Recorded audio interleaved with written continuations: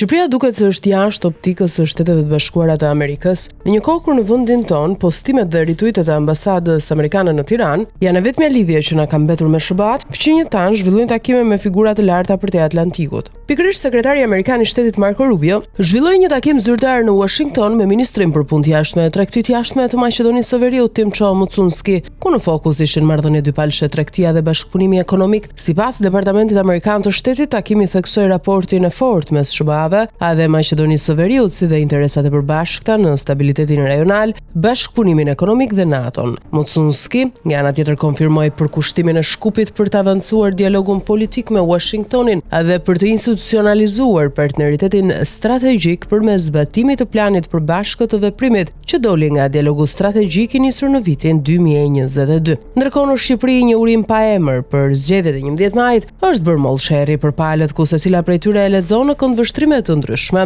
Kjo situatë heshtje nga ana e SBA-ve tregon edhe një herë që Shqipëria po shpërfillet nga përtej Atlantikut. Prej gati 2 vitesh pa një ambasador në Tiranë dhe që nga janari pas një komunikim zyrtar nga Washingtoni për Shqipërinë, të bën të mendosh se vendi nuk është në planet e administratës Trump, edhe pse qeveria po mundohet nëpërmjet joshjesh me investime të njerëzve të afërt të Trumpit, rasti Jared Kushner me Sazanin, dhe opozita po shpenzon miliona me lobime, Washingtoni sot duket më larg se kurrë për shqiptarët. A është ky një injorim për të gjithë kastën aktuale politike në vend apo mos përfillje për Shqipërinë? Kjo mbetet për tu parë muajt e ardhshëm.